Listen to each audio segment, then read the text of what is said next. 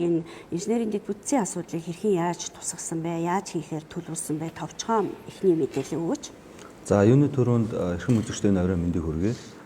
За өнөөдөр бол бас хамгийн одоо чухал сэдвүүд хэлцүүлэх чинь их хурал дээр бол зөвхөн өргөн барьцсан байгаа, батлагдаг байгаа.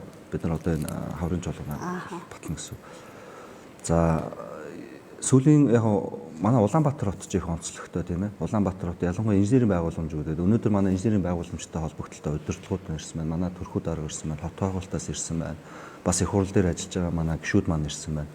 За Улаанбаатар хотын хувьд болохоор яг инженерийн бол 6-аас 7 суур дэд байгууламжуудыг бол анхаарч явж явах хэрэгтэй байдаг. Үүнээс бол манай өнөөдөр хамгийн гол оролцогч маань манай ерөн үйлдвэрлэлийн дарга орчин хүчний яамаа төлөөлөд ирсэн байна. Ус, дулаан хангамж нь бол хариуцдаг.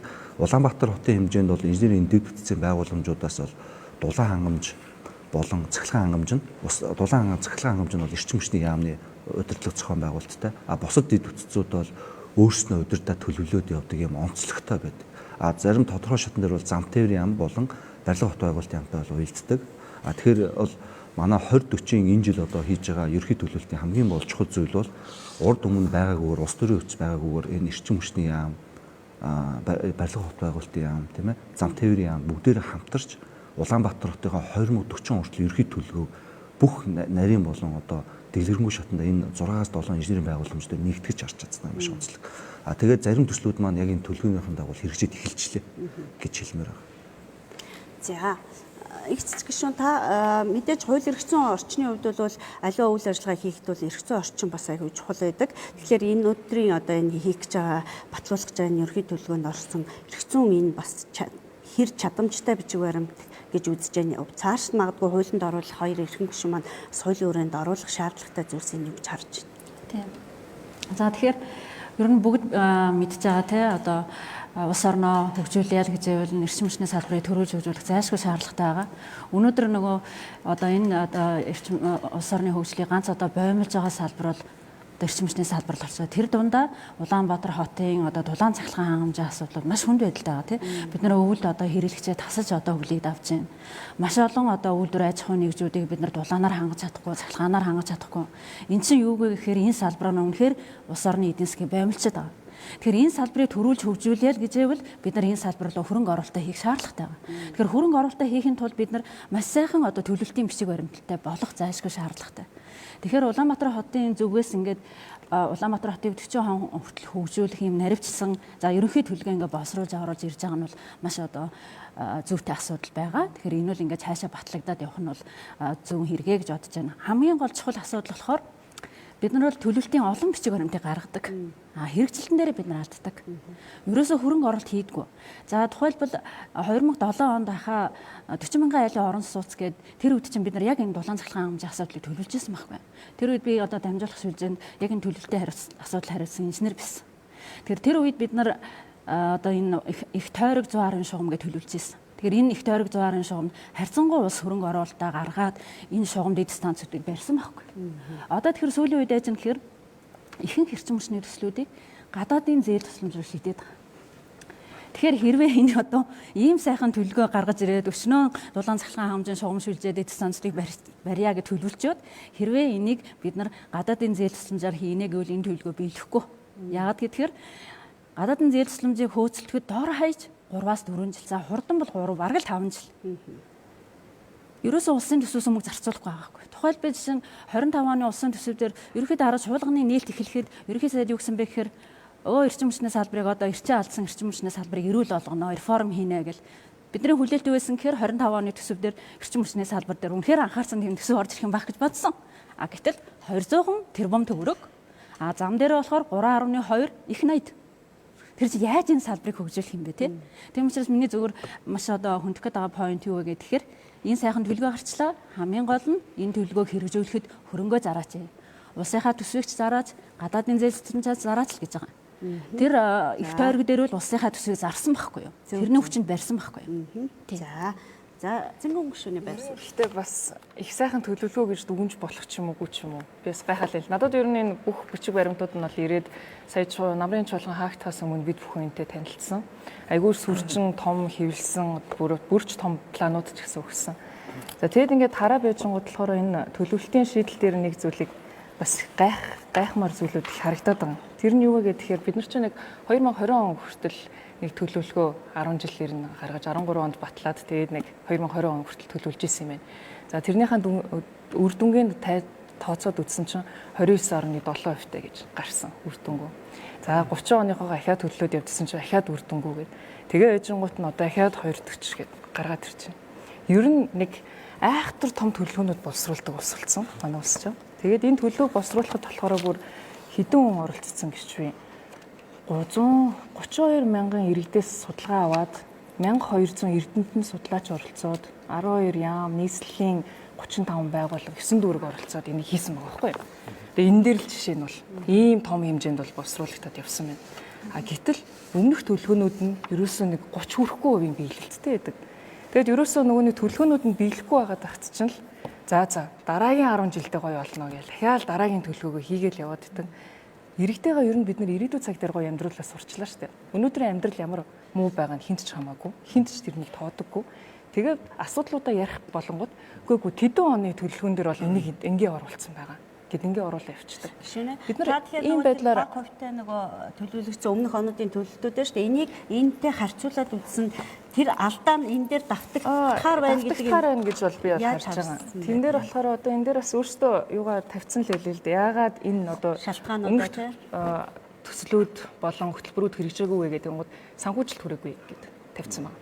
За санхүүжилтэн дээр нь хараад үзэнгууд энэ 240 дээр орсон бүх төсөл арга хэмжээг хэрэгжүүлэхийн тулд 243 их найдыг бид нэр 2040 он хүртэл зарцуулах хэрэгтэй байна. Энэ дээр чинь байгаа бүх юмнуудыг өөрсдөө тооцоолол ярина. 243 их найдыг бид нэр гаргачих юм бол тэр болно гэж хэлж байгаа. За окей, тэр бол бүтээн байгуулалтын зардал орж ирж байгаа. Тэгвэл энэ дээр бид нэр урсгал зардлаа яах юм? Энэ дээр менежментийг яах юм? Энтэй чинь холбоотойгоор ялангуяа өнөөдөр бид нэр инженерийн дэд бүтцийн талаар ярьж байна. Дан ганц бүтээн байгуулалт хийгээд явчихдаггүй. Энд чинь дандаа урсгал зарцал, мейнтенанс бид нар заавал зайлшгүй авч явж иж явдаг. За тэгээ эжингуут болохоор энэ төлөвлөгөөг боловсруулахдаа нэг сонин алдаас гаргацсан байна. Тэр нь болохоор Улаанбаатар хотын хэмжээнд нийт инженерийн дэд бүтцийн холбогдсон хэдэн гад талбай байгаа юм бэ гэд тэр нь хоосон цэгээр тавьсан. Буюу бид нар хэд байгаагаа одоо мэдэхгүй байгаа. Тэгсэн хэрнээ төлөвлөлтөө хэд хийгээ явцсан биз дээ. Тэгэд эндээс ингээ хараад үзэхэр чинь ер нь бид нар энэ төлөвлөгөөг бас яг ахиад бүтэн гэж яаж мэдж байгаа. Яаж тэрэн дээр нь харах юм. Эндээс юу харагдаж байна вэ гэхээр мэдээж энэ бол инженеруудын буруу биш. Инженер хүмүүс бол тооцооллуудаа гаргаад ингээд явчихж байгаа. А ер нь зүгээр Улаанбаатар хотын үндсэн концепц нь юу юм? Бид нар энэ хотыг яаж авч явах вэ? Хотын менежмент гэж юу юм гэдэг. Менежментийн талаар энэ дотор үсгэж байхгүй байгаа. Тэр утгаараа энэ өөрөө хэрэгжихгүй гэдгийг нь нотлохоо болоод байгаа байхгүй. Яагаад тэрийг хэлж ийнэ гэхээр менежментгүй бодит байдал дээр хувийн хувьсан өөрчлөгдөж идэг. 5 жилийн дараа, 10 жилийн дараа юу болохыг бид нар мэдэхгүй. Даа үжээ 3 жилийн дараа юу болохыг ч гэсэн тааварлахын аргагүй байдал байждаг. Хот ч өөрөө амьд зүйл. Энэ өөр амьд байждаг. Гэтэл бид нар болохоор ингээд 2040 он хүртэл бүх зүйл ингээд хөдөлгөөнгүйгээр орших юм шиг бидрийг тэр зүйлсүүдийг хийтэл юу ч өөрчлөгдөхгүй юм шигээр төсөөлж харах гад идэг. Тэрэндээ ингэж хүмүүсийг итгүүлэхийг оролдоод байгаа учраас би бол яг ийм хит холын өнөөдрийгөө дүгнээгүй ийм төлөвлөлтүүдэд бол итгэх боломжгүй гэж бол хараад байгаа. За самсран дарга хариулах уу. Ерөнхийдөө ямар судалгаа тооцоон дээр суурилж хийсэн бэ? Яг одоо хэдэн хувийн биелэлттэй энэ одоо төлөвлөгөө биелнэ гэсэн өрчлсөн бас прогноз төлөвлөгөө гаргаж болох уу? Одоо магадгүй 40 он болсон чинь дахиад 29.9% ч гэдэг юм уу сууж явах вэ гэдэг бас эмзэглэл байна шүү дээ, тийм ээ? За сайн байцгаана уу. За ер нь бол энэ хөгжлийн ерөнхийдөө одоо энэ 2021 онд хийж 21 оноос хойш 1954 оноос хойш 21 он хүртэл хийсэн 7 дахь хөгжлийн ерөнхийдөө. За сая Цэнгэн гүшний ярьсан улсын хурлын 2013 оны 23 дугаар тогтоолоор батлагдсан хөгжлийн ерөнхийдөө 20 оны хөгжлийн ерөнхийдөө 30 он хүртэл чиг хандлага гэсэн. Тэр хөгжлийн бичиг баримтыг яриад ах шиг байна. За тэр бичиг баримт дээр бол үндэ манай хөгжлийн ерөнхийдөө 29.6% хэрэгжилттэй байгаа. За тэр хэрэгжилтийг юу гэж дүгнжинэ гэхээр салбар бүрийн мастер төлөвлөгөө ерөөс хийгдэггүй. Тэр бол одоо манай хөгжлийн ерхий төлөвлөгөө хэрэгжээгүй гол үндсэн суурилаад байгаа. Дээр нь санхүүжилтийг одоо ингээд хөгжлийн ерхий төлөвлөгөөнийхөө даваа санхүүжилттэй тавьж өгөхгүйгээс энэ асуудал үүсэж байгаа гэж үзэж байгаа юм. Одоо манай улс чинь үрсэж зарж чадахгүй байдалтай ахиад улсын төсөө тодтох шаардлагатай орсон өнөөдөр ийм байдалтай байж хад бид нар 243 их найдыг одоо батлах гэж барьж байгаа юм шиг эсвэл тэрэн зүйтэй маа гэж яриа байж гин гэдэг чинь бол сонир зүйл байгаа байхгүй юу ер нь. Тэгэхээр улс орны хөгжил бол хөгжлийн ерхий төлөвлөгөөнийхөө давуу тэгээ хэрэгжүүлэх үйл ажиллагааныхаа төлөвлөгөөний давуу хөгжлийн ерхий төлөвлөлтийн давуу хөгжин. Энэ бол ганцхан одоо Монгол улсад биш олон улсын одоо бүхэл улсууд 2050, 60, 70 оноороо хөгжлийн эрх төлөвлөгөө хийж авдаг. Тэр зочмоор л явж байгаа. Гэхдээ бид одоо хөрөнгөө өөрсдөө тавьж өгөх хэрэгтэй байна. Хөгжлийн эрх төлөвлөгөөгөө боддоор төлөвлөх хэрэгтэй байна. Тэгэхээр бид нар магадгүй энэ бичиг баримтан дээр одоо жишээ нь бүгдэн дээр нь бол ач холбогдлын дараалал юусоо байхгүй байгаа. Та бүхэн өөрсдөө мэдж байгаа бах тийм. Энэ дээр ямар ч ач холбогдол байхгүйгээр бүх асуудлуудыг нэг дор нэгэн зэрэгээр шийдэх юм шигээр оруулаад өгсөн. Энэ дээр бол улсын хурлын чуулган дээр бол би бас хэлжсэн. Бид нэр ач холбогдлоо гаргаж өгөх хэрэгтэй. Аль асуудлууд төрүүлж явах хэрэгтэй. Инх цэцэг гişүн сая хэлж байгаа. Эрчим хүчний салбар хойшин тавигдчихад байна. Тэгэхээр бид нэр алийг төрүүлж явуулж иж энэ чинь уялдаа холбоотойгоор хөгжиж явж байдаг тийм. Тэрэн дээр нь байхгүйгээр зүгээр бүх асуудлуудаа нэгэн зэрэг шийдэх юм шигээр явуулчихж байгаа учраас эн чинь өөрөө төлөвлөгөө гэдэг зүйлчин хүслийн жагсаалт болчиход байгаа юм хэлбэр байгаа юм л да. Энэ бичиг баримт дээр бол тэр огт байхгүй. За тэгэхээр ийм байна. Хөгжлийн эрхийн төлөвлөгөө бол одоо яг ингээд бүх салбараараа хөгжлийн ерөнхий төлөвлөгөө гэдэг нэрийн дор одоо бүх хэрэгтэй шаардлагатай одоо хөтөлбөрүүд гарна. Энэ хөгжлийн эрхийн төлөвлөгөө батлагдсны дараа хэрэгжүүлэх үйл ажиллагааны төлөвлөгөө гэж гардаг. Тэр хэрэгжүүлэх үйл ажиллагааны төлөвлөгөө нь 40 он хүртэлээ он төсвөрөөрөө тэгээд одоо бүх салбараараа уялдаж хийгддэг гэж. Тэгэхээр одоо хөгжлийн эрхийн төлөвлөгөөний батлагдсны дараа хэрэгжүүлэх үйл ажиллагааны төлөвлөгөө хийгдэнэ. Энэ хоёр маань цугтаа явах хэрэгтэй зүйл биш үү? Бид нар энийг цугтаа хийж харж иж хэрэгжих боломжтой эсхийг мэдэн штэ. Тэгэхгүй бол хэрвээ бид нар энэ зүйлээ бид нар хийж хамтдан хаагсаж болох бол одоо жишээ нь та бүхэн менежментийн хин яаж хэрэгжүүлэх тэн дээр ямар хэмжээний урсгал зардал гарах яаж явахаа бид нар хараагүй бийжж улсын хурлын гишүүдийг тэгвэл юунд итгэж энийг батал гэж явуулж байгаа. Одоо жишээ нь та бүхэн тэрийг бодоод үзтээ. Зорилго тавьдаг тийм. Зорилго тавьдаг. Одоо жишээлбэл бид нэр 5 жилийн дараа одоо ийм толчоо гэдэг эрхий зорилго. Яг л тэр эзэн зорилго. Тэр зорилгоо эхлээд тавьчаад зорилготой тавьж зорилгоос ухруулж бид нар төлөвлөдөг. За тэгвэл бид нар 5 жилийн дараа иймд хүрэхийн тулд өнөөдөр юу гэжтэй маргааш юу гэх юм нөгөөдөр юу гэх. Тэр эхлээд бид нар 20 40 гэдэг бол түрүүн хэлсэн онцлогоор өмнөх төлөвлөгөөнүүд яагаад хэрэгжиж байгааг бол бүх салбаруудын наривцсан төлөвлөгөө гаргасан. Одоо 20 40 дээр бол би түрүү хэлсэн тийм ээ эрчим хүчний яам, зам тээврийн яам, барилга хорт тоглолтын яам нийлээд Улаанбаатар хот ч 20 40 он гэд ийм болох юм байна. Тэр маш сайн судлаад байгаа. Энэ л хүрье гэдэг. Өөрөө чи маш сайн гэдэг дээр би бас нэг зүйлийг тодруулаад асууж. Яг чуулганы үеэр би бас асууж илаа л да. Эрчим хүчний салбар дээр бол тохиолчлаа. Эрчим хүчний яамны сайд Чойжл Сүрэнгээс асуугаад хүү энэ 20 40 гэдэг ийм баримт бичиг гараад ирчихжээ. Та бүхний боловсруулсан. Энэ дээр чинь тэгээд эрчим хүчний яам адилхан бодолтойгоо мүү гэдгсэн чинь би над бит баримт бичиж хараагүй байна. Яг сайн мэдэхгүй байна гэж эдийн засгийн байнгын орон дээр хэлсэн шүү дээ. Сайд чинь. Тэгэхээр өөрөө чи үгэнд би бол итгэхгүй байна. Сайд тэгж зүгээр санамсаргүй хэлсэн байж магадгүй тэрийг үүсэхгүй. Зүгээр 90 жилийн дараа бол энэ чинь эрчим хүчний яамны бодлогын газрын дараа сууж байна. Битээр бол одоо сүүлийн одоо хагас жилийн хугацаанд бол маш ойрхон 7 хоног бол уулзаж ажиллаж байгаа тийм ээ. 90 жилийн дараа ингээс татаад бол өгчтэй яаж ажиллаж байгаа. Тэгэхээр би энд нэг хэдэн тоо хэлээд тэгээд тайлбарлая. Тэгэхээр ерөөсөө Монгол улсын хэрэглээ үйлдвэрлэлийн 90% нь Улаанбаатар орчим төвлөрч байгаа. Тий. Тэгэхээр энэ одоо гол төвлөрсөн энэ дэд бүтэц хүн амын төвлөрөл энэ орчноо яаж одоо олон улсын стандартын түвшинд ирээдүйд дулаан цахилгааныг хангах юм бэ? Энэ дээр бол одоо инженерийн түвшинд бол бид нар бүх төлөвлөлтөө хийгээ гаргаад ирж байгаа. За яаж зэнгүүг шүүмжилж ийм мэдээж энэ чинь маш хөрөнгө оруулалт шаардсан олон томоохон мегатэслүүд зэрэг хийгдэх нэ. Эн чинь бодиттой явах уу гэдэг асуудал байна л да. Хэрвээ энэ одоо бид нар дөрвөн уулын дундал гэж ярьж байна шүү дээ. Одоо богдуулаад хараад дараагийн дагуулгатуудаа гаргаж ирье гэж ярьж байна. Энэ одоо Улаанбаатар хот орчимдоо энэ бүс нутагт одоо юу гэдэг нь тодорхой хэмжээний хөгжлийн шалгуурыг хангасан суурьшлийн бүсүүдээ үүсгий, шинэ хотуудаа үүсгий гэвэл ийм л ажил хийгдэж дулааны хувьд, захилгаан хангамжийн хувьд ийм л ажил хийгдэж ард иргэд аж ахуй нэгж одоо шинээр бий болж байгаа бүтээн байгуулалтын эрчим хүчний хэрэгцээг хангана гэдгийг бол инженерийн талаас хөөгөө гаргаад ирж байгаамаа. Жишээл би зүгээр ингээл нэг хэдэн тоо хэлээ л да. Зөвхөн Улаанбаатар хот нөгөө бидний ярьдаг 4 хуулийн донд одоо газар олдох, сул газар олдохгүй нэг л ярьж байгаа шүү дээ. Тэгэхээр энд байгаа одоо шинээр одоо гэр хорооллын одоо барилгачлалт гэж ярьж байна. Шинээр одоо энэ гэр хорооллоо одоо бол зөвхөн 4 кВт-аар хязгаарлагдж байгаа бол нэг айл өрх илүү одоо хаус бариад 10 нэг айл өрх 10 кВт хэрэглэх техникийн боломжийг бүрдүүлээ л да. Гэх мэтлэн ингээд ажиллахад хот дотроо л 6500 км 110-аас 0.4 км-ийн шугам барих ийм хэрэгцээ шаардлага 2040 он хүртэл гарч ирж байгаа гэж. Тэгэхээр энэ бол бодиттой ийм хийгдчихэж бид нар нөгөө чанар хүртээмжтэй эрчим хүчээр иргэд одоо шинээр бий болох аж ахуй нэгж байгууллага айл өрхийг хангах нэ. Тэгэхээр энэ дээр одоо бодит нөхцөл байдал чи инженерийн хувьд бол ийм байх шүү. Энийг бол одоо 2040 гэсэн бодлогын бичиг баримт бол хоттой нийлжүүл гаргаж ирж тавьсан байна. Энийг хэрхэн шийдвэрлэх вэ? Эндээ яаж хүрэх үү гэдэг бол бүх нийтийн үйл хэрэг юм байна гэж ойлгосон. Би яагаад бүх нийтийн үйл хэрэг гэж байгаа гэхээр зөвхөн энэ дээр бол энгийн тойлоход Улаанбаатар хот дотроо л энэ түрүүний миний дурдсан 6500 км шугам сүлжээг барьж байгуулахад захлагын хангамж зөвхөн захлагын хангамжийн 400 га газрын газар чөлөөлт хийх болж байна. Тэгэхээр ийм 400 га газар чөлөөтэй байгаа юу? Гэр оролт маань айл өрх ингээ хэрцэн байж байгаа шүү дээ. Энэ айл өрхтэйг ойлголцсон, аж ахуй нэгжтэйг ойлголцсон, суугтайгаа ойлголцсон.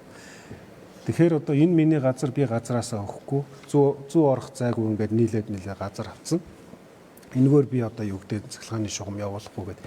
Ингээд байвал энэ хот маань орчин үеийн юм хот болж чадахгүй. Тэгэхээр энэ бол бүх нийтийн үйл хэрэг байна л гэдгийг хэлмээр байна. За Бацагтор.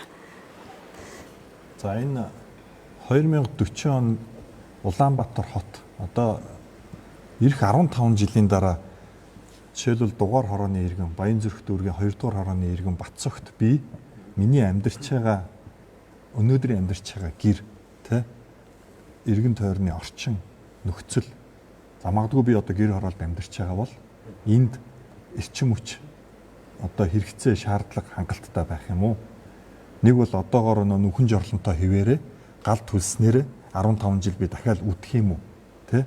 Нэг бол миний амьдарч байгаа энэ орчин арай орчин үеийн нэг юм өөрчлөлттэй нэг юм тоглог орон сууцтай нэг бол одоо инженерийн дэд бүтцэд холбогдсон байх юм уу үгүй юм уу гэдгийг л иргэд өнөөдрийн нэвтрүүлгээс харж байгаа болов уу гэж бодож байгаа. Юуг хэлэх гээд байна гэхээр 2013 онд Улаанбаатар хот анх удаа хотынхоо одоо 20 онд ямар байх уу гэдэг төлөвлөгөөг баталсан байдаг. Сая одоо хэллээ шүү дээ тийм үү. Харамсалтай нь хэрэгжилт нь 20 дөө өгч нэг 30 хүрэхгүй байна тийм үү. Яагаад 30 хүрээгүй юм? Яагаад 30 хүрээгүй гэхээр тухайн үеийн 12-оос 16 оны одоо тэр хотыг удирдах гэсэн улсууд өргөжлүүлээд 20 он хүртэл энийг одоо хэрэгжүүлж чадаагүй л байхгүй. Дунд нь маш олон хүмүүсөд солигдсон. Тэр нь юу нөхлөөр нөгөө нэг сонгуул 4 жилээр Монгол улсын хөгжлийг одоо өөрчилдөг тэр сонгуулийн системүүд байхгүй. Ингээд нам нь солигдсон. Тэрийгэ дагаад нөгөө хариуцж исэн салбарууд нь өөрчлөгдөд эхэлсэн. Хот нь ч бүр өөрчлөгдсөн. Тийм учраас энэ нөхдүүдийн юмыг л хэрэгжүүлэхгүй. Одоо л өөрчлөнө. Ийм л одоо асуудлууд үүсдэг. Тэгэхээр одоо нөгөө сая хэлж шít. Энэ одоо ингээд би нэг энэ цаас байна л да. 2021 оны 11 сарын 15-ны өдөр нийслэлийн иргэдийн төлөөлөлтийн хурлын тогтоол гарсан юм. Тэ 04/80 гэдэг. Улаанбаатар хотын 2040 он хүртэлх хөгжлийн ерөнхий төлөвлөгөөний төслийг дэмжих тухай гэдэг. Энэ бол нийслэлийн иргэдийн хурал 45 төлөөлөгчдөр хилцэгдээд энэ төслийг дэмжиж гээд явуулсан байхгүй. За үүнээс хойш өнөөдөр 25 онд ингээд сая одоо 24 онд юу ялаа шүү дээ. Улсын их хурлын дөнгөж одоо эдийн засгийн хороо байнгын хороор орж ирлээ гэж шүү дээ тийм үү. За энэ хугацаанд ингээд зөндөө бид нар энийг одоо өшөө сайжруулна, өшөө судалгааг нь өшөө бүр сайжруулах маш их төсөв тавьсан нийслэлээр. Энэ болгон дээр нь бид нар бас байр суурь илэрхийлээд ингээд явж л байсан. Гэтэл одоо дахиад энэ нөгөө цаас маань болсон байна уу, үгүй байна уу гэдгийг ингээд жишээлбэл одоо цэнгүүн гишүүн гаргаж ирэл ингээд ярьж шүү дээ тийм үү. Тэгэхээр одоо бид нар юу ярих юм? Одоо нөгөө за бид нар мөнгөгүй гэдэг өнөөдөр бол нэг юм шалтгаан хэлж байна. Тийм үү. За тэгвэл 28 онд дахиад сонгуул болно. 4 жилийн дараа тийм үү. За бид нар 4 жил зүтгүүллээ. Одоо 25 оны төсөв дээр сая тавьж чадаагүй шүү дээ. Одоо энэ хамгийн хэрэгцээтэй дид үтцийн одоо манай даваа талаа даргын хилээд байдаг нөө дулааны их усэл хэдүүлээ утаагүй болъё, явтаагүй болъё тий. Одоо өстой эрүүл мэндийн асуудал Улаанбаатар хотод бол номер 1 биш утаагүй болъё гэдэг. Тэгвэл дулаан эрчим хүчээ бий болгооч гэхэлэр сая улсын төсөв хэдөө тавигдсан. Тэгвэл дулаан эрчим хүч төр чинь нэмэгдүүлэх гэж тэгчээд одоо барилга байшин барья гэдэг байгаа тийм үү. Гэтэл барилгын одоо компаниуд хувийн хвшлийнхэн энэ дулааныхаа их усрыг өгөөч гэгээд хичнээн одоо очир дараа үүсцэн байгаа. Энийг одоо та мэргэжлийн байгууллага улсууд өөрсдөө бас хэлэх баг. За дээрэс нь ер нь хот гэдэг бол өөрөө тэр чигээр энэ тэртээ дөрвөө одоо энэ одоо сая 500 мянган хүн амтай гэл ингээл албан бус тоо яриад байдаг. тэртээ дөрөв маш их чивгүй үүссэн бас энэ тэр чигээр аж ахуйн ажил бүгд одоо сая цэнгэн гүшүүн ч гэсэн бас хэлээд шүү дээ. Менежмент хийх хэрэгтэй шүү гэж. Тийм тэгвэл бүгдийг төр хийх юм уу? Төр хийхдээ ямар аргаар хийгээд байгаа? Дандаа захиргааны аргаар. Тэгвэл энэ дээр хувийн хвшил бас юма төлөвлөмөр шүү дээ. Ирэх 15 жил би одоо хуваарь бизнес эрхэлдэг те одоо нарийн боовны цэг ажилуулдаг хүн бол миний одоо энэ ажилуулж байгаа цар хүрээ миний хувийн бизнес Улаанбаатар хотод 40 он хүрэхэд би хичнээн хүн амд ямар байршилд юу өөрчлөгдөх юм гэдгийг адилхан харж бас төлөвлөх хэрэгтэй байхгүй. Яг тэрнтэй адилхан иргэн ч гэсэн бас энийг харж төлөвлөх хэрэгтэй. А нийтээр Улаанбаатарчууд юу харж байгаа гэхээр ер нь нэг ийм баахан ийм төлөвлөгөө хөтөлбөрүүд байдаг юм үгүй мүү гэдгийг ч тийм сайн бас мэдэхгүй. Зүгээр осолдохгүй эх жилийн төсөв тэдэн төгрөг баталдаг юм байна. Манай аймагт, манай сумд юм уу, манай хороонд нэг ийм одоо юу барьдаг юм байна. Одоо юу гэдгийг соёлын төвөргөө барьдаг юм байна гэдгийг л харж чаддаг байхгүй. А гэтэл тэгвэл одоо бид нар юу гэхтэй. Өнөөдөр энэ нэвтрүүлгийн одоо зорилго нь бол нийтээр Улаанбаатарчууд энд амьдарч байгаа бол таны ирэх одоо 15 жилийн төлөвлөгөөгч нь бид нар ингээд тал талаасаа сууж агаад батлах гэдэг шүү. Та анхаарлаа хандуулаарай гэдэг л зүйл байгаад байгаа тийм ээ. Тийм. Өнөөдрийн сэдв бол ерөөсөө л инженерийн дэд бүтц. Одоо манай урд хуршуул тэгдэж штэ ингээл ерөөсөө дэд бүтцээ бүгдийг эхлээл бий болгож байгаа. Тэгээд тэндээ нөгөө бүтээн байгуулалт нь явагддаг. Тэ хүнээ авчраа сууршуулдаг. Ингээ сургууль цэцэрлэг хүн амьдрах бүх нөхцөлийг бүрдүүлчихэж байгаа. Тэнд яах нь дараа нь хүн нэрж байна штэ. Тэгэхээр яг энийг л бас хэлээд байна л да. Бид нар ингээл хотоод хэлье гэдэг юм өшөө тэ ингээл энэ сууршмал шивгэн амьдралаасаа одоо юу гэдгийг төгжрлээсээ бас гарыг л хамаагүй ийшээ жоохон захруу гараад яхаа тог байхгүй юу ч гэдгийг арга өнтрүү ч гэдэг юм ингээл бас нэг ингээл асууд байд. Тэгэхээр өнөөдөр яг энэ сэдв маань яг энэ инженерийн дэд бүтцээ бид Улаанбаатар хотынхаа хэмжээнд яаж төлөвлөх гээд байгаа юм гэдэг сэдвийн өрөөнд ярьж байгаа учраас тэгвэл бид нь тэгээ яах юм. За төлөвлөгөөнд ороогүй ямар шийдлийг цэнгэн гишүүн жишээ санал болгож байгаа, их цэцэг гишүүн санал болгож байгаа ч гэдэг юм. Бас тийм байж болно. Энэ чинь бол нөгөө ерөнхий төлөвлөгөө учраас илүү наривчилсан яг тусдаа салбараар нь хийх юм дээр нь илүү тэр юм гарах байх л та тийм ээ. Инженерийн дэд бүтцийг ер нь хараад за төрхөд за уучлаарай. Тэгээд энэ оройн мэндийг бас энэ телевизэж байгаа хүмүүс ярих боломж олохгүй. Гинт ярих боломж олохгүй ерөөсөө дандаа дулаан захилгаан гэдэг ингээд явчихтаа тэгээд би зүгээр усан хангамжийн талаас нь бас ингээд ярих гэж ирсэн өнөөдөр. Энэ миний зүгээр яг зүгээр өнөөдөр 2040 бол Улаанбаатарт 2040 бол юу бидний бодлогын бичгээр болж байгаа байхгүй. Бодлогын бичгээр. Энийг яаж бид бүхэн дагаж, яаж мөрдөж явах юм. Энээсээ уйлдуулаад салбартаа бид бүхэн яаж мастер төлөвлөгөө авч явах юм гэсэн юм гарч ирдэг байхгүй юу. А бид нар бол өнөөдөр бол зүгээр яг бодлогын бичгээрмтэй баталгаагүй байж ийм юм ярьж эхлэх юм бол хизээч энэ ус ихэнж бас явахгүй л байхгүй. За өнөөдөр гэр оролтоор жишээлбэл одоо маш олон нөхөн жорлон байж байна. Энэ нөхөн жорлог бид нар цэвэрлэх байгууламжаа барьж дуусаагүй эхлээгүй ээжиж бодлогын бичгэрнээр тусгаагүй ээжиж юм яриад байгаа юм бол тэр чи яаж орох юм. За хүн дээр жишээ аваад ярил л да. Хүний одоо ходоод гизгээл ярил л да нөгөө боловсруулах хэрэгтэй тийм биз дээ. Тэр чи яг ялгаагүй шүү дээ. Цэвэрлэх байгууламжтай ялгаа. Боловсруулах хэрэг мод ч юм бол хүний нүүрэн дээр баах юм гараад байна шүү дээ. Яг тэрүүнтэй адилхан бид бүхэн цэвэрлэх байгууламжаа энэ бодлогын бичвэрэмжээ уялдуулаад оруулсан явж. Тийм. За ингээ оруулаа уялдуулаа яваад энэ оны одоо 8 сард одоо энэ 250 мянган метр куб ус хүлээж авах цэвэрлэх байгууламжууд орж ирж байна. За энэ 1964 оноос хойш Улаанбаатар хотод 500 мянган хүндэл зориулсан цэвэрлэх байгууламж баригдсан байсан. Тэр чинь 160-аас 170 мянган метр кубыг хоногт хүлээж авдаг байсан. Одоо тэгэхээр 250 ороод ирж байна. Тэгэхээр 250 ороод ирэхээр нийтдээ 410 болж байгаа юм чинь. За 410 болоод ирэхээр энэ гэр оролтын чинь нөө барилгуулж өмнө чинь их юуг татж авах болцоонд бүрдэж байгаа. А тэгэхээр бид хүн бодлогын бичвэрэн дээр энийг бас тусгаад оруулж байгаа. Тэгэхээр бид нар бодлогын бичвэрэн дээр тусахын тулд нөө дулаантайгаа бас уйлдаж явахаас өөр арга байхгүй. Энэ одоо үндсэн сүлжээтэй байгаа. За тэгэх юм бол бид нар захилгаантайгаа уйлдаж явах хэрэгтэй. Тэгжээд дид үтсийн зохиц болжооч энэ хөгжлийн ерөнхийлөгөө гэдэг юм чинь суурь нь гарч ирэх хэрэгтэй.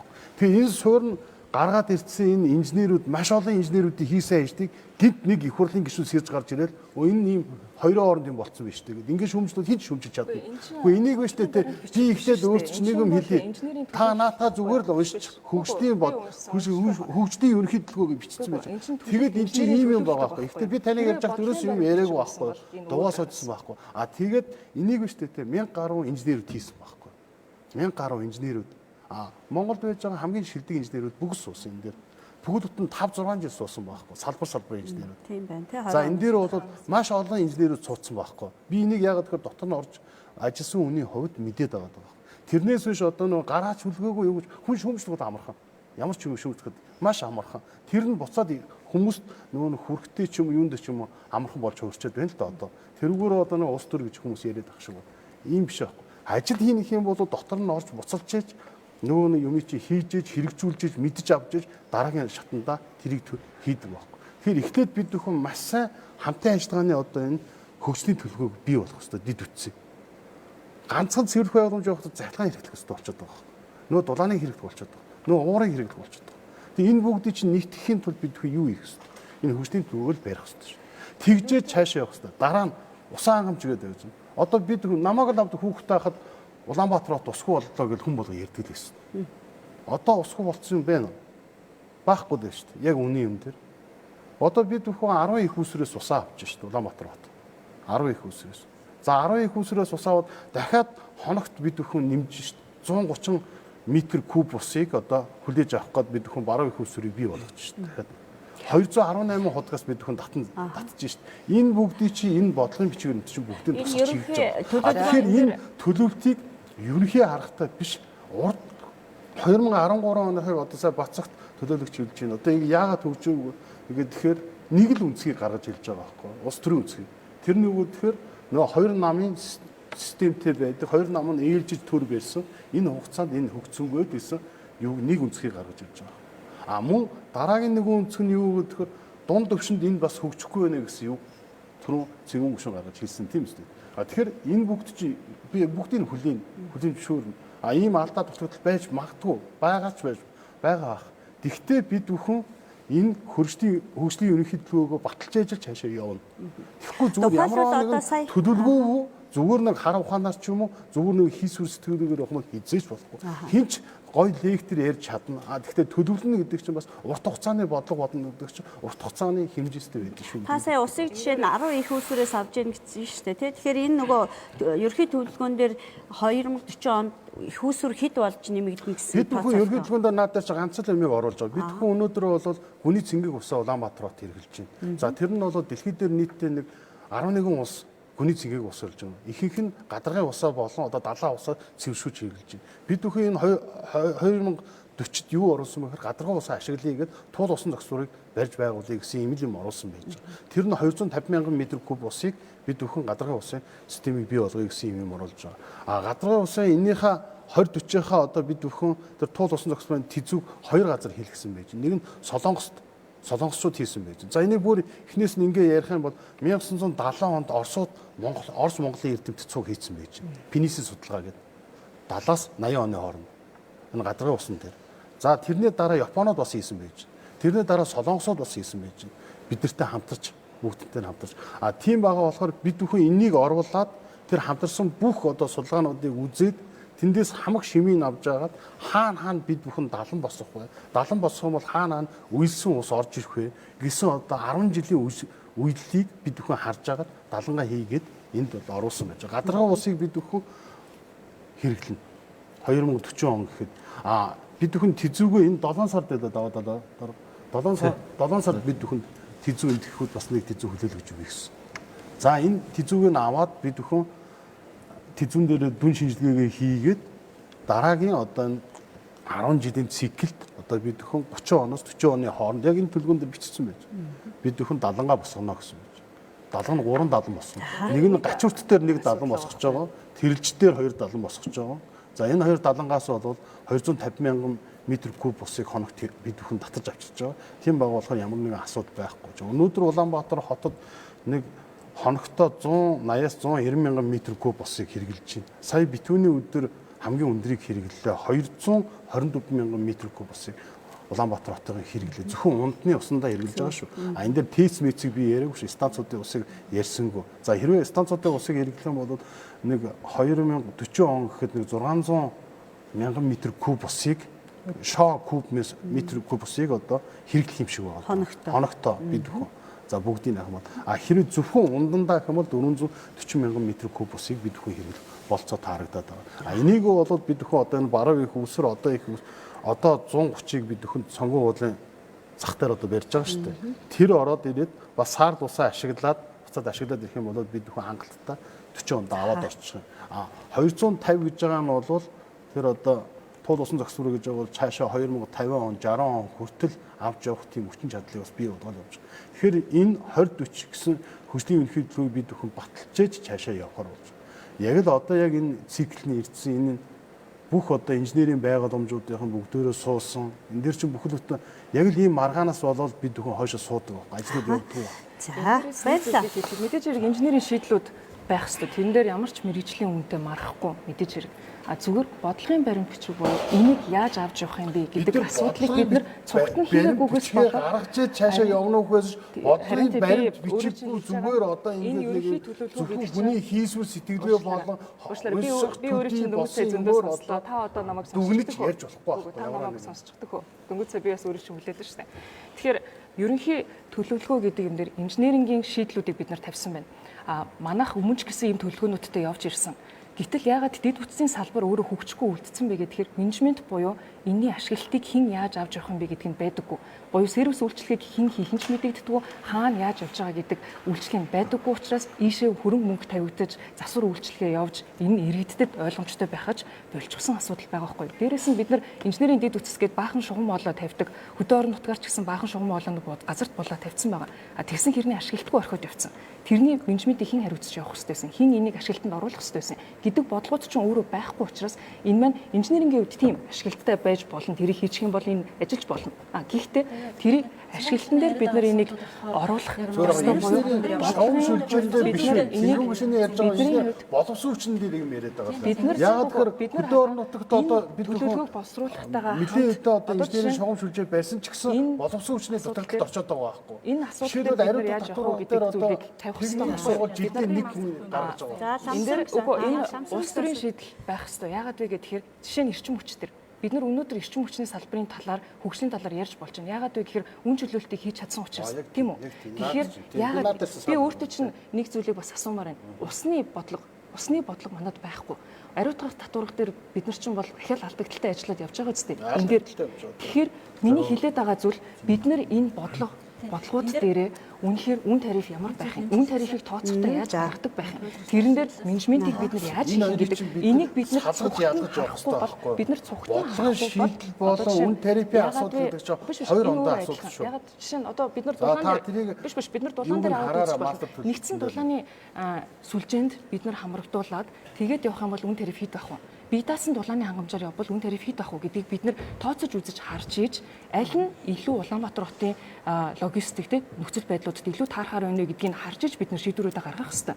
Тэгэхээр бид нар энэ тооцоолуудаа гаргаагүй. Одоо жишээ нь дулааны үн тарифыг хэд байлгах вэ гэдгийг бид нар мэдэхгүй юм байж өнөөдөр төлөвлөлтөн дээр болохоор нэгдсэн дулааны сүлжээг өргөтгөн томсгоно гэд ингээд тавиа явцсан байна тийм үү. Гэтэл бид нар хэрвээ дулаан дээр баримтлах үн тарифын бодлогоо гаргаад ирсэн байсан бол нэгдсэн дулаан байх юм уу эсвэл тархамлаар байх юм уу гэдэг энэ зүйлүүдийг бид нар гаргаж явахад илүү бодтой байх хэрэгтэй байсан. Тэгээд энэ нь одоо илүү юм дээр явах хэрэгтэй. Улаанбаатар хотын яг бүх дэд бүтцүүдийг ингээд бүхлээр нь харж байгаа хүний хувьд болохоор ер нь бол яг нэг юм 6 би төрсөс 6-аас 7 дэд бүтцүүд гэдэг. Манай төрхүүд дарга сая усны талаар ярьж байна. Тэгээд дээрэс нь бохирын асуудлыг ярьсан гоо маш хүндэрсэн байна тийм. Бид нар өнөөдөр бол иргэд бол манай Бацагт төлөөлөгч хийсэн шүү дээ. Хоёр зүйлийг л харж байгаа. Биднээс буцаад одоо юу гэх юм 5 жилийн дараа 10 жилийн 15 жилийн дараа гэр хороолтой байх юм уу, жорлонтой байх юм уу, бид нар агарын бохирдолтойгоо байх юм, төгжрөл нь ингээд яваадах юм уу. Бид нар бол өмнө агарын бохирдлоос нь төгжрөл байсан. Өнгөрсөн жилээс эхлүүлээд бидэрт юу нэмэгдсэн? Өвөл эрчим хүчний тасалт нэмэгдсэн. Сүүлийн 3 жил бидэрт юу нэмэгдсэн? Үертэй болсон. Бидэрт 5 дахь зовлон яг нэмэгдэж байсан. Нөгөө 0 нь битүүрх асуудал. Тэгэхээр энэ өөрөө ингээд мессеж юу хэлээд байна вэ гэхээр хэрэг бид нар инженерийн энэ сум суур үтцүүдийг цогцоор ингээд шийдэж явахгүй юм бол нөгөө нэг дээр үед бид нарт энэ Улаанбаатар хотыг чи бид нар өөрсдөө бариагүй шүү дээ юм бэл. Бид нар өөрсдөө ер нь том бүтээн байгуулалт хийж үзээгүй юмс байхгүй. Тэгээ хүний хэлж өгсөн юм дээр ингээд байж исэн чинь тэгээ өөрсдөө шийдэхгүй явсаар хагаад эхлээд нэг асуудал гарч ич. Агарын бохирдол үүсэрл. Хүндрэл. Тэгээ шийдэхгүй болохоор хүндрэл те. Төрхөд дараа бол одоо бид нар туулны коллекторын асуудлыг ойрын 1-2 жил шийдэхгүй бол Улаанбаатарт баасан даж. Тэгэхээр энэ юу хэлэх гээд юм нөхөр бид нар энэ инженерийн том дэд өцөөч ер нь бол ингээд хамгийн багадаа 10 жил 30 40 жил 50 жилээ яригддаг. Бид нар шинэ нэг нийтийн тавиртаа болох 100 жилийн бүтээн байгуулалт. Тэгэхээр энэ асуудлууд чинь бид нар ерөөсөө сүүлийн одоо зах зээлтэй уйдуулаа 91 оноос хойш өөрсдөө том юм инженерийн дэд үтсэн сэтгэл зүй байхгүй иргэд нь өөрсдөө тэгээ ус төрчтний энийг ойлгодгүй судалдаггүй, мэддэггүй болохоор хийж үзэх хийгээс болоо хүн дээр явдаг. Одоо ингээд хүндэрж явсараад үнтэйгээ нүд тулгаар шийдэж байгаа асуудал дээр бүгдээр тулгарсан байгаа.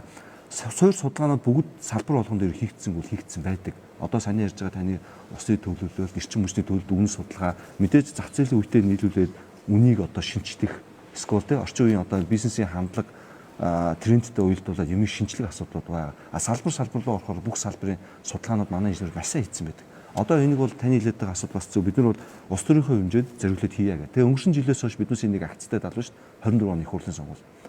3 нам гарч ирээд ингээд хамтраад байсансан бүгдээрээ Монгол хүний хувьд хамтраад хийя. Тэгэхгүй бол одоо бид нар аль ч нам ус төржөөд үнтэйгээ нүүр тулж ийн тий. Саний 5 асуудал. Тэгэхээр бүгдээрээ хий. Улс төрийн шийдэл гарцсан.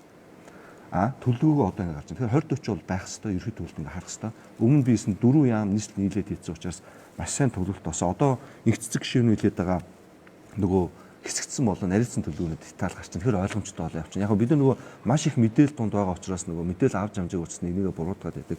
Энэ дундаас би өнөөдөр зүгээр бүтээн харж байгаа Улаанбаатар хотын бүх энэ асуудлуудыг хамгийн их боомлоод байгаа ганцхан асуудал байгаа гэж хараад байгаа байхгүй юу? Одоо бас иргэд дээр нөгөө дахиж давтахгүй бол өнгөрөх гээд байгаа шүү нөгөө дулаан. Иргэд маань ингээд одоо би Баян зүрх дүүргээс гарсан төлөөлөгчүүд ирэхэд Улаанбаатар хотын маш ширэнгэ хот болгочлоо, центр ширэнгэ болгочлоо тий. Тэгээд дээрэс нь агаарын бохирдолтой ингээд. Өнөөдөр бид нэр 65 мянган өрхийн орон сууцны дулааны бид нэр зөвшөөрөл өгөөгүй байж байна. Нэг өсөндөө бид нэр өнгөрсөн жил 682 шиг аж ахуйн нэрж компаниудаас дулаан орон сууцнд Улаанбаатар хотын иргэдэд амьдруулъя гэдээ холболт ирсэн байна. Тэр дулаан байхгүй. Тэгэхээр Улаанбаатар хотын өнөөдөр Улаанбаатар хот ягаад шимт болсон гэдэг цементэн ширэнг болсон байдаг нь хотын төв дулааны ингээд нөгөө ий чи тэлж чадаагүйс болоод байгаа дулааны шугам дээр нь өмнөх нөгөө хээл хахуулын нөгж ингэж дулааны байшингуудаа барьж ингэж явцаргаад хот төлөвлөлтгүй болоод төвийнхээ дүүрлэгөө бүгд орж ирж болоод энэ бүгд л асуудлууд өнөөдөр үүсчихэд байгаа. Хэлээд байгаа ач холбогдол нь илүү чухал байгаад байна. Бид нар хэрвээ эрчим хүчээ дөрүүлж тавиад зам төрүүлж тавиад эренбийн тухай би яриад байна. Тэрийг бид нар хийж эренбийн харин цэнгэн гүшин одоо ингээд нийслэлийн хэмжээнд болохоор ерөнхий төлөвлөгөөн дээр одоо цэнгэн гүшин ярьж байгаа бүх юм зөв. Гэхдээ тэр одоо ярьж байгаа жишээ нь тэр ашиглалтын зардал, мардал, тэр хүний нөөц, тэр менежмент эдгээр чинь нарийнсан төлөвлөгөөний хүрээнд яригддаг нэг асуудал. Тэгэхээр бид нар ийм нөгөө ерөнхий төлөвлөгөөг ярих хэрэгтэй байхгүй. Хоёрдугаар асуудал болохоор тий. Тэгэхээр нөгөө ярьж байгаа бүх юм зөв. Гэтэ тэр чинь дараагийн ерөнхий нарийнсан төлөвлөгөөний хүрээнд яригдаад явдаг асуудал. Тэгэхээр бид нар энэ дээр маргаа цагаа одоо энэ хэрэглэгчийн энэ сонсогчийн сайхан үнэтэй цагийг өөр хэрэггүй гэж бодож байна. Хоёрдугаар асуудал би зүгээр ингээ хүндэж ярих гэсэн нэг асуудал болохоор юу вэ гэхээр энэ одоо салбарыг хөгжүүлэхийн тулд хууль эрх зүйн орчныг сайжруулах зайлшгүй шаардлагатай болсон билээ. Тийм учраас улсын хурлын даргын захирамжаар одоо энэ эрчим хүчний реформыг хийх хууль эрх зүйн орчныг сайжруулахын мәжлис байгуулсан тэрний ахлагчаар ажиллаж байгаа. За тэгээд бид нар ингээд өнөөгийн хуулийн одоо үр дагаврын үнэлгээ тандан судалгаа гэдэг ийм хоёр том ажлыг хийсний үндсэн дээр юу гэж нэг дулаан хангамж талдаа ямар дүгнэлтэнд хүрсэн бэ гэхээр ер нь дулаан хангамж бол хууль эрх зүйн талдаа үнэхээр хаягдсан билээ. Одоо манай эрчим хүчний хууль бол хараа 18 хуудастай. За нэг ийм одоо төрийн байгууллагын эрх үүрэг тусгай зөвшөөрөл дуусаа өргөж авахгүй. Тэгсэн мөртлөө бүхэл бүтэн хоёр том салбарын харилцааг зохицуулдаг. Гэтэл энэс болоод юу болж байна гэхээр энэ хоёр салбар маань 800 гаруй дүрм журмаар өнөөдөр энэ оролцох талуудын харилцааг зохицуулдаг. Энэ маань өнөөдөр магадгүй энэ салбарын хөгжихгүй байгаа нэг шалтгаан. Үнэхээр хууль эрх зүйн орчин доктортой байсан. Ерөнхий хуультай бүгд журмаар дүрмээр зохицуулагч. Өнөөдөр журам маргааш хүн ирэхэд өөрчлөгдөнө. Хин ийм салбар руу хөрөнгө оруулах юм. Хин энэ салбарыг одоо ил тоод санхүүгийн хувьд ил тоод гэх юм тий. За тэгсэн чинь тандан судалгааны хүрээнд бид нар яасан бэ гэхээр яг манайхтай ижил зовлон зүдгүүртэй энэ одоо хүүтэн дулааны асуудалтай, сахилгааны асуудалтай 5 улсыг судалсан. Казахстан улс, Унгар улс, Дайн улс, Герман улс. Ингээд 5 улсыг ингээд судлаад үзсэн чинь энэ улсууд маань яаж ийн гэж дулааны, цахилгааны бие даасан хуультай. Дулааны хууль нь бүхэл бүтэн 40-50 хуудастай. Цахилгааны хууль нь 100-аас 200 хуудастай. Тэг бүхэл бүтэн боддоо би тэд 10 сараас хойш тасралтгүй өглөөнөөс орой хүртэл сууж байгаа. Тэгээ ингээд ийм олон одоо ингээд цахилгаан дээр нь 5 хууль, дулаан дээр нь 5 хууль гэхээр 10 хууль. Бүр ингээд 1000 гаруй хуудастай юмыг бид нар нэгдүгээрт уншиж ойлгоно, тухайн салбар нь яаж ажилтгийг ойлгоно гэдэгт маш их ажил хийж байгаа. Тэгэхээр энэ одоо бидний хамгийн том хийх гэж байгаа реформ бол юу вэ гэхээр ямар ч хэлсэн та бүхнийг дулааны, цахилгааны иж бүрэн зохицуулттай хуультай болгоно энэ хаврын чуулганаар оруулахаар төлөвлөд ажиллаж байгаа. Магадгүй энэ маань өнөөдөр энэ хөрөнгө оруулалт, энэ асуудал төлөвлөлт байхгүйд зүгээр боддоо бусад улс төлөвтийг хизээ хийх хэн батлах юм маш нарийн зохицуулсан байгаа байхгүй юу.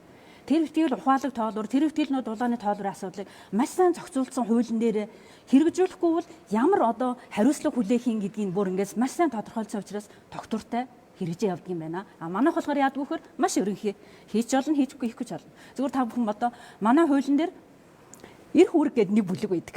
Тэр нь эрхэн ч юм уу, үүргэн ч юм уу, хийхгүй жиж болно, хийх ч юм уу. А тэгсэн чинь зүгээр Эстоны хуулийн дээр тэгсэн жишээ нь хараа. Зохицуул одоо системийн операторын одоо яг үүрэг нь юу юм? Бүхэл бүтэн бүлэг. Эрх нь юу юм? Бүхэл бүтэн бүлэг. Энийг хийхгүй бол ямар хариуцлага хүлээх юм бүхэл бүтэн бүлэг байж байгаа юм. Тэгэхээр нөгөө нэг бид нар улс төрчийн хувьд ялангуяа улсын хурлын гишүүний хувьд ямар үүрэг оройлтой юм бэ гэхээр энэ одоо инженеруудын босруулаад ирсэн. Энэ дээр бид нар бол мэдээж хараа энэ хүмүүсийн ингэж олон сараа суусан шиг бид нар сууж чадаагүй учраас бүх юмыг нарийн харна гэдэг бол угаасаа боломжгүй. Тийм учраас бид нар энэ ажлыг хүндэтгэж үзээд бодлогын бичиг баримттай байж ажил бид нар цаашаа явна гэдэг чинь зөв. 2013 он 10 жилийн дараах бид нар өнөөдөр цаг үетэйгээ нийцсэн бодлогын бичиг баримт төлөвлөгөөтэй болох хэрэгтэй байгаа учраас ийм имийг оруулж ирж байна гэж ойлгож байгаа. Тийм учраас энийг хамгийн гол нь батал цаашаа явуулаад улс төрчийн хувьд бид нар яах ёстой вэ гэхээр хууль эрх зүйн орчныг яаж бүрдүүлчих вэ? Яаж энэ биелж гэнүү биелэхгүй байноу гэдэгт бид нар яаж одоо араас нь хөөцөлдөх вэ? Бид нар яг тэр үүргийг хийх ёстой юм л. Тэгэхээр Монголд бол ерөөсөө тэр л юм билээ. Хүн болгон өөрийнхөө амийг сайн хийх хэрэгтэй. Инженерүүд нь өөрийнхөө амийг сайн хийх хэрэгтэй. Улс төрчин өөрийнхөө хүлээсэн үүргээ сайн хийх хэрэгтэй. Тэрээс нь улс төрчин инженер болцсон. Тэгэл инженерийн хийсэн тооцоо шүүмжлээ тэгж болохгүй байхгүй. Энэ чинь ерөөсөө магадгүй Монголын хөгжихгүй байгаа нэг шалтгаан гэж би зүгээр хараад байгаа байхгүй. Миний харж байгаа бол харин ч бид нэр илүү хамтын ажиллагаатай байх хэрэгтэй юм шүү. Ер нь инженерүүд нь энд инженерингийн мэргэжлийн маа гаргаад ирж байна. А нөгөө талдаа энэ хотын менежментийг авч явж байгаа хотын удирдлагууд нь эндээ орж ирээд тэгвэл менежментийг яаж хийх юм? Эдийг хамттан цугтан цогцоор нь авч явахгүй болохоор бид нар чинь ингээд салбар тоогоон дотроо орж явчаад эрчим хүчний салбарын асуудлыг эрчим хүчний инженерүүд нь л ойлгодог, бусад хүмүүсүүд нь мэддэггүй юм шиг, бусад хүмүүст хамаагүй юм шигээр явдаг байснаас болоод орхигдоод үлдсэн. Ялангуяа инженерийн эд бүтцийн салбар инженерүүд өөрсдөө яг ингэж ярьдаг байхгүй. Манай салбарыг та нар ойлгохгүй, та нар бидний хийсэн юмыг шүүмжлэх хэрэггүй. Тийм учраас бид нар өөрсдийнхөө юмыг батлуулаад явна гэдэг. Гэтэл бодит амьдрал дээр эн чинь хуульчд орж ирнэ. Эн чинь менежментийг авч явах тэр компаниуд нь орж ирнэ.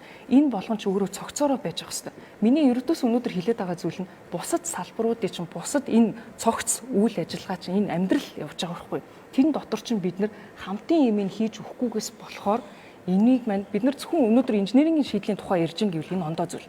Гэтэл эн чинь өөрөө Улаанбаатар хотын ерөнхий төлөвлөгөөг бид нар яриад шүү дээ. Энэ дотор чинь хүмүүс амьдарч байгаа. Энэ дотор чинь олон хууль эрх зүйн орчны зохицуулалт нь явж байгаа. Тэрийг хэрэгжүүлэх хүмүүс нь явж байгаа. Тэн дотор нь хүмүүний амьдрал нь явж байгаа. Энэ болгоныг бид нар цогцоор нь хийдгүүгээс болоод л асуудал гараад байгаа. Ердөөсөө миний яриад байгаа зүйл бол тэр байна. Та бүхэн өөрсдийнхөө ажлыг хийгээд ирчиж сайн байна. Тэгвэл бусад салбарынх нь одоо энэ дээр ажилд суух га хийх ёстой. Та бүхний хэлээд байгаа дараа нь хийнэ гэж хэлээд байгаа зүйлийг чинь бид нар улсын их хурлаар оруулж байгаа юм бол цогт нь баталж харж иж явах ёстой. Яагаад вэ гэхээр эн чинь нэгэнтээ 3 жил болоод ингэж удацсан байгаа асуудал юм бол бид нар энэ чир бусад салбаруудынх нь оролцоонууд нь яаж уялдаж явах юм? Тэгвэл энэ хууль эрх зүйн орчин бэлэн болсон байгаа юм уу? Энийг чинь хийж чадах юм уу гэдгийг харж иж батлах ёстой байгаа зү. Тэгэхгүйгээр бид нар за дараа нь болох юм шиг байна гэд найдаад өнгөрч болохгүй шүү дээ. Бид нар хойно найдаж өнгөрдөг байснаасаа болж явсан. Ер нь социализмын үед ингээл 5 жилийн төлөвлөгөө гэл ингээл гаргаал явдаг л байсан шүү дээ. Яг тэрнээс ялгаагүй харагдчих шүү дээ. Бид нар үнэхээр орчин үед байгаа юм бол хүн хүчтэй болсон юм бол бид нар бүх салбарын хүмүүсүүдийгээ оролцуулаад энэ дотроо энийг оруулаад явах хэрэгтэй. Бид нар зайлшгүй явах хэрэгтэй. Энэ бол 2040 он гэхэд утаагүй төвчрлгүй дэд бүтцийн хувьд хүртээмжтэй хоттой болъё гэж бид нар тойроо яриа сууж штэ. Тэгээ алсын хараа болгоод хөгжлийн ерөнхий төлөвлөгөөгөө гаргачлаа. За энэ дээр би нэг хэдэн тоо хэлээд тэгээд хэлгэсэн юм л та. За ийм нөгөө 2040 он хүрт утаагүй төвчрлгүй хүртээмжтэй юм хотыг бий болгох гэж байна. За би болохоор эрчим хүчгээ зөвхөн дэд бүтцийн салбарын нэг төлөөл болоод яриад байгаа тийм. Энэ дээр нэг одоо тоо хэлье л та. За яг ийм болохын тулд бид нар инженерүүд ажиллаа. Газар чөлөөлтөд нь оруулаад зөвхөн захилгаан дээр 2 тэрбум доллар Улаанбаатар хот шүү. За дулаан дээр 6 тэрбум долларын хөрөнгө оруулалт шаардлагатай 40 он хүртэлх. Ингээд ингээ гаргаад ирлээ газар чөлөөлөлтөд оруулаад. Энийг хэрхэн хэрэгжүүлэх вэ? Алийн төрийн хөрөнгө оруулалт байх юм, алийн хувийн хвшлийн хөрөнгө оруулалт байх юм бэ? Ирэмблээд одоо алийн зээл тусламжаар хэрэгжүүлэх, алийн төсвөр хэрэгжүүлэх. Энэ дээр ингээ бид нар ирэмблээд ингээ гараад ирчих. За гол асуудал нь өнгөрсөн хугацаанд бид нар яаж ирсэн чинь манай тойрог, манай сумын соёлын төв, манай одоо юу гэдэг нь тойргийн тэр сургуулийн өргөтгөлгээ ингэж ярьсаар яваад нөгөө суур дэд бүтцийг бүрдүүлэх энэ одоо салбарууд руу оруулах хөрөнгө оруулалтыг дандаа хаяад ирсэн. Энийхээ л үр шимийг хүртээд одоо бид нэр утаатай төвчрэлтэй нөгөө түрүүнд аваад алаад арах хэлээд шүү дээ. Дулаан хангамжгүй техник нөхц бүх боломжгүй тэр муу нэр зүүж гисэн. Ингээ байж байгаа. Тэгэхээр бидний одоо улс одоо болж байгаа нүүрс экспортлоо тодорхой боломжууд гарч ирж байна. За зэс маань өндөр үнэтэй байна. Одоо алдаж явах өссөн байна. За улсын экспортын орлого дээр тодорхой боломжууд бий болж байна. Энийг юу руу чиглүүлэх юм бэ гэдэг дээрээ хэдүүлээ анхаарах цаг маань болцсон байна л гэж хэлэх гэсэн. За энд дээр сонсон. Одоо тодорхой шийдлүүд дээр санал ийм л юм яриад байгаа. За сая одоо та нэг эрчим хүчний яамнаас хүн ирсэн учраас илүү нөгөө хэдүүлээ энэ тал руугаас яриад байгаа шиг байна тийм үү. За манай төрхүү дарга бас усныхын талаарх мэдээлэлүүд өгсөн. Тэгэхээр за сая бол одоо нөгөө эрчим хүчнийхээ үнийг чөлөөлөөд тий. За тэнгууд нөгөө хувийн хвшил чинь орж ирээд тооцоолол хийж эхэлж штэ. Улаанбаатар хотод хичнээн хэмжээний эрчим хүчний дутагдал байгаа юм бэ. Тэгвэл манай компани тий танаа салбараас илүү ашиг олж байна. Одоо танаа салбар жишээл эрчим хүчний яам дээр ус төсөв баталж өгч штэ нэг төсөв батал. Гэтэл тэр баталсан төсвөөс нь хэд дахин илүү мөнгөтэй хувийн хвшил байгаад байгаа байхгүй. Тэгэхээр энэ хувийн хвшил тооцооллоо хийгээд одоо танаа яамны бодлого тодорхой болчвол магадгүй одоо энэ дутагдаад байгаа энэ эрчим хүчний их усруудыг чинь бий болох боломжтой. Сая та бас дүнгиж цухас дурдаал өнгөрлөө тий. Тэгэхээр бид нар одоо бодлого нь юу байх юм бэ? Салбарын бодлого чи юу байх юм? Тэгвэл бид нар хувийн хвшлийг хэдэн хувьтай оролцуулах юм? Хувийн хвшил хэдэн хувьтай оролцсон гэдэг нь юу гэсэн төрөний менежментийг яаж авч явах юм? Хэдэн жилээр?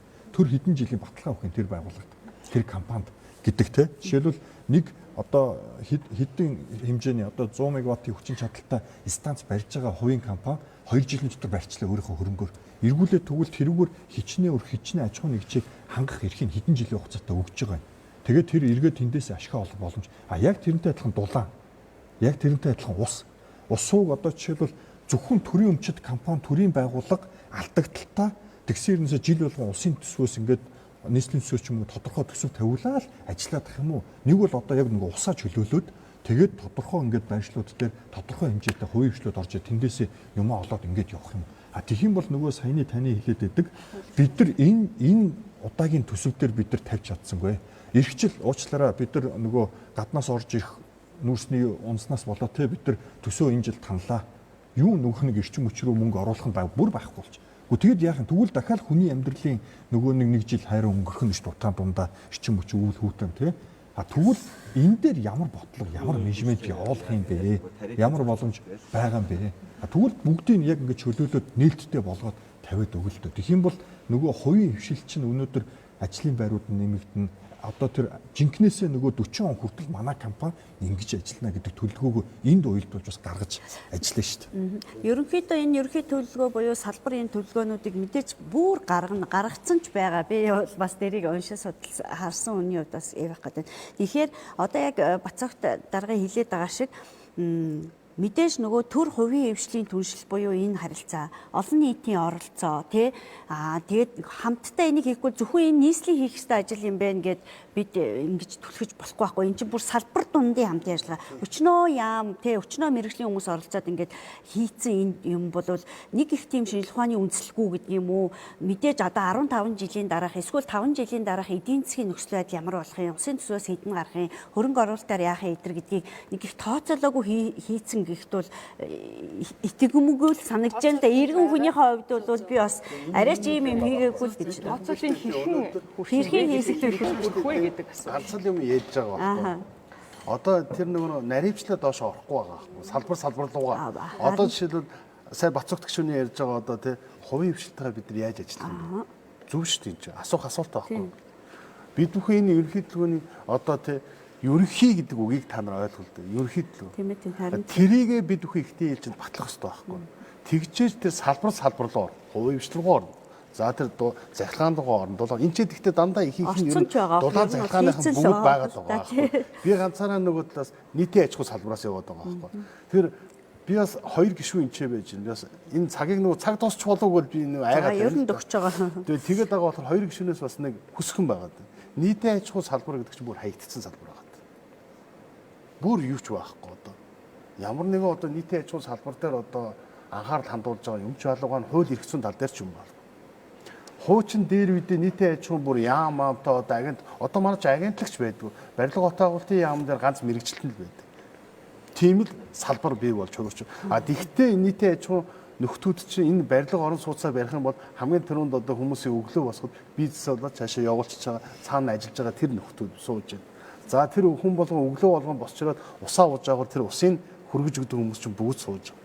Тэгэхээр энэ дээр бас том та бүхэн маань бодлогын шийдэл гаргахад бид нар бас тустаараа. Энийг бас зөндөө олон нийтийн аж ахуйн салбарын хүмүүс үзэж байгаа байх гэж бодож байна. Бүр аймагуд руу бүр хэцүү. За би зүгээр хотын юм л ярьж байгаа болохоор нөгөө далимдуудаа ярьчлаа шүү одоо. Шинэ дарга юм нөгөө эндээс дээр бас нэг юм айгүй чухал асуудал та бүхэн маань бидтэй хамтарч ажиллаарай гэж би хүсэж байна. зөв надад ч бас нэг айгүй чухал юм. Та айгүй чухал асуудлыг ингэж хөндлөө л дөө. Тэгээ бид нар бас нөгөө энэ сая эрчим хүчний реформын одоо хуулийн шинжилтийн хүрээнд хийсэн судалгааны хүрээнд бас нэг маш том дүгнэлтж байгаа. Ер нь бол бид нар хийх гэж байгаа дараагийн том реформ бол юу вэ гэхээр айгүй олон хүмүүс ярьж байгаа байхгүй юу? Эрчим хүчний салбарын зах зээлийг чөлөөлөөч гэдэг. За тэгэхээр ерөөсөө тийм л юм билээ. Их усүр талдаа бид нар чөлөө зах зээлийг одоо өрсөлдөөн зах зээлийг бий болгоно. Одоо зөвхөн та бүхэн бодоо бид нар өнөөдөр энд хэрэглэгчдэр очиж байгаа тарифыг тодорхойлоход юун дээр үндэслэдэг вэ гэхээр өртөг дээр үндэслэдэг. Хөрөнгө оруулалтын дээр үндэслэдэг. Тэгтэл өнөөдөр би энэ хүний хэлж байгаа хөрөнгө оруулалтыг надад чеклэх чадвар байгаа л боломжгүй хэцүү. А дээрэс нь одоо энэ станцууд энэ дамжуулах түгээшүүлжний одоо тий өртөг гээл гаргаад ирлээ. Тэр өртгийг би одоо нэг бүрслийн энэ өртөг бодит байна уу гэдгийг чеклэхэд бас хэцүү байдаг байх нь л дээ. Тэгэхээр яагаад энэ үйлдвэрлэх зард өрсөлдөөн бий болгодгүй гэхээр өрсөлдөхөөр нөгөөдөл чинь яах вэ? Аяндаа өөрөөсөө нөгөө хөрөнгө оруулалтаа яг бодит болгоно доошоо оруулна. Тарифа доошлуулна. А бодит байдал нөгөө хөрөнгө оруулалт одоо өдөр тутмынхаа зарлыг бууруулна. Инновац нэвтрүүлнэ. Засаглаа сайжруулна. Тэгэхээр ингэж үйлдвэрлэгч талдаа бол яалтчгүй одоо дулаан бид нар нэг бусад улсын хууль тогтоомжийг судалсан гэж байна шүү дээ. Гэхдээ бодлоготойгоо нь уйлдж хагаад яг хууль дээрээ тодорхой залтууд оруулж өгч байгаа байхгүй. Тухайлбал одоо юу гэдгийг нөгөө pumped storage гэдэг байгаа шүү дээ. Маневрлах чадвартай хүсэр гэдэг байнга ярьдаг шүү дээ. Тэгэнгүүт бид нар дүнгэж өнөөдөр ингээ Казахстаны хуулийг ингээ судалж хахад Казахстаны хууль бүр чадал заагаад ийм одоо юутай юмд бол бид нар одоо тэр өрсөлдөөн зарлахгүйгээр гэрээлээд бариулнаа. Өөрөөр хэлбэл тэр нь маш чухал хэрэгцээтэй байгаа учраас яг тэр утгаараа яг ингээл хуулийн дээр л бид нар тэр юуг нь тусгаж өгөх юм билээ. Одоо тэгэхээр бидний хийх гэж байгаа юм бол яг тэр нөгөө их усүр талдаа зах зээлийг өрсөлдөөнтэй болгох тэр ажлыг хийж байгаа. Бусдаар бол хараа та бүхэн бас нэг юм аюулсаа ойлгох юм билээ. Бид нар энэ цахилгааны шүлжээ, дулааны шүлжээ чинь байгалийн монопол. Тэгээ байгалийн монопол гэдэг нь юугаа хэлээд байгаа вэ гэхээр энэ үндсэн одоо нөгөө судас маань бол ерөөсөө монопол байх хэрэгтэй юм билээ. Энийг бид нар одоо хувьчлаад хин нэгэнд өгөөд одоо бид нар нэг зарим аймагуудын хувьд хүндрэлтэй асуудал яагаад байгаа шүү дээ. Тэгэхээр энэ бол одоо жишээ нь монополоор байж идэг. Менежментийн бол одоо жишээ нь хувийн хвшил авч болдог. Харин энэ их усүр талдаа бол станараа хувийн хвшил төр ус юу гэдгийг маш олон их усүрүүд маш өрсөлдөөнтэй орж ирэх хэрэгтэй юм билээ. Дээрэс нь нөгөө хэрэглэгч талдаа бид нар одоо ритейлерийн хуулиуд гэдэг аюул олон гарчихсан. Хэрэглэгч талдаа дулаан цахилгааныг жижиглэн худалдаа энэ дээр өрсөлдөөн гарч. Тэгэхээр энэ хоёр дээр өрсөлдөөн гарч ирдэг юм билээ. Тэгээд бид нар үнийн нэмээ даваа гайгүй байгаа шүү дээ. Одоо усны үнэ гэдэг чинь гэр оролт 2 төгрөг шүү дээ.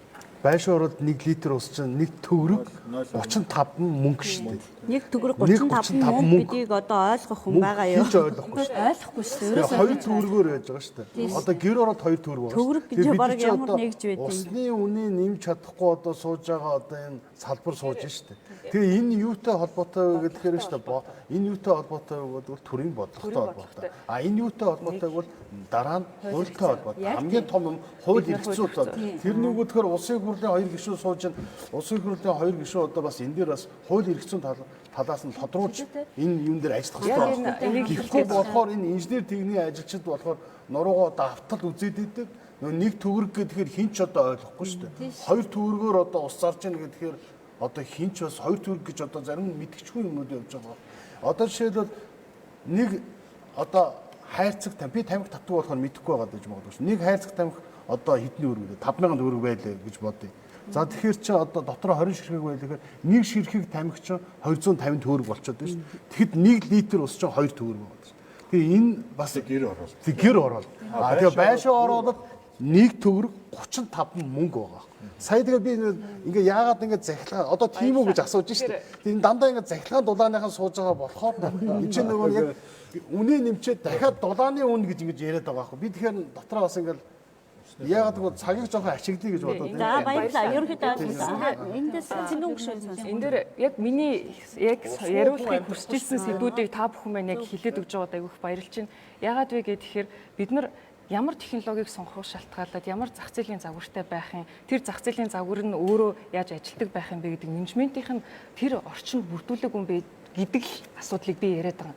Тэрийг бид нэр тооцож үзэхгүй байх юм бол энэ маань бол зүгээр л цаасан дээр үлтгэл мөрөөдлийн зүйл болно гэдгийг өнөөдөр хэлхийг хүссэн. Тэгээд тэрийг бас манай энэ хилцүүлэгт оролцсон хүмүүс маань бол маш сайнаар хэлээд өглөө та бүхэнд бүгдээрэнд нь баярлалаа гэж хэлээ. Тэгээд цаашдаа ер нь бид нар энэ зах зээл гэдэг зүйлийг харах хэрэгтэй. Инженерийн дэд бүтц гэдэг чинь бүтээгдэхүүн өгж байгаа байхгүй юу? Хүн тэрийг хэрэглэхдээ ямар нэгэн төлбөр төлдөг. Тэгэхээр тэр нь ямар зах зээлээр явж байгаа юм? Тэр нь хэн өгж байгаа юм? Төрийн компаниуд яваад ах юм уу? Одооных шигээр 100% төрийн компаниуд байх юм уу? Эсвэл тэр нь олон нийтэд нээлттэй компаниуд байдаг байх юм уу? Эсвэл хувийн компаниуд бүр өсөлдөж орж ирдэг байх юм уу? Иргэн өөрөө эрчим хүч үйлдвэрлэгч байж болох юм уу? Гэх мэт маш олон загваруудаас шалтгаалаад энэ дээрээс чинь бид нэр техник технологийн маш өөр зүйлсүүд гаргаж ирж болж байгаа. Тэгэхээр бодлогын хувьд бид нар энийгээ ярилцах хэрэгтэй маа. Тэр маань хоцорч болохгүй. Энтэйгээ хамт явах хэрэгтэй зүйл юм а гэдгийг л өнөөдөр би хэлхийг хүссэн. За товчхон одоо нэвтрүүлэг дуусчих. За би бас яг цэнгэн гүшүүний саний хэлж байгаа дээр нэг эцлээд яхад бид нар яг нэг макро эдийн засгаас ойлгодог юм шиг надад санагдсан. Сүүлийн үед ингээд бид нар чинь мега төслүүд дээр том төслүүд дээр ярьж байна. Тэгээд зөвлөө зах зээл ярьж байна. Зах зээлүүд дээр бол хувийн хвшил жижиг компани төвшөнд харах өөр микро эдийн засгийн хэмжээнд харах. Макро эдийн засаг дээр одоо энэ хамгийн анхны Улаанбаатар хотын ТЭЦ метро гэдэг чинь эдийн засгийн чинь заавал хийж өөрөө тэр зах зээл үүсдэг. Зах зээл гэдэг бол бид нар чинь цаанаас нь бид нар бүтээгдэхүүн дээр суйрлагдаад үүсч явдаг юм зүйл. Тэгэхээр бид нар энэ өнөөдөр улс их орны том макро эдийн засаг Улаанбаатар хотын юмуд ярьж байна. Тэгэхээр энийг бол үүсгэж явдаг гэдэг л өөр хандлагаар ямиг харахгүй бол баригдмал юм микро эдийн засгийн хэмжээд бол харж санхүүгийн менежмент хийж болохгүй юм байна. За баярлалаа. Өнөөдрийнхөө хилцүүлэг нэвтрүүлгийг бид Улаанбаатар хотын одоо хөгжлийн ерөнхий төлөвлөгөө 2040 он хүртэлх одоо энэ төлөвлөгөө батлагдахын өмнөх бас л одоо олон нийтэд энэ мэдээллийг одоо олон нийтийг оролцуулахыг хичээж энэ хилцүүлгийг хийж байгаа. Тэгэхээр өнөөдрийн сэдэв бол инженерийн одоо байгууламж дэд бүтц гэсэн сэдэв байлаа. Харамсалтай нь ерөнхийдөө бас нэлээд ерөнхий төлөвлөгөөнийхөө хүрээнд бол янз бүрийн сэдвүүд оллоо гэж дүгнэж байна. Мэдээж дотроо энэ бол ерөнхий төлөвлөгөө маань маш олон зүйлээс бүрдсэн.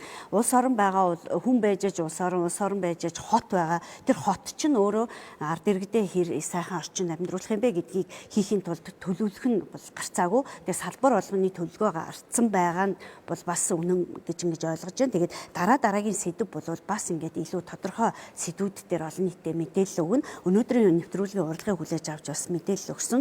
Одоо энэ ерөнхий төлөвлөгөө батлагдахын өмнө одоо ямар одоо концепц ямар зүйл багтсан бэ гэдгийг бас мэдээлэл өгсөн та бүхэнд баярлалаа. Бүгдээрэнд нь ажлын амжилт хүсье. За хилцүүлгийн хэмжээнд бол бас нэвтрүүлгийг одоо явуулахад бас та бүхэн идэвхтэй оролцлоо. Өнөөдрийн нэвтрүүлэг үгээр өндөрлж байна. Дараагийн хилцүүлэг нэвтрүүлгээр уулзъя. Баяр та үзэгчдээ.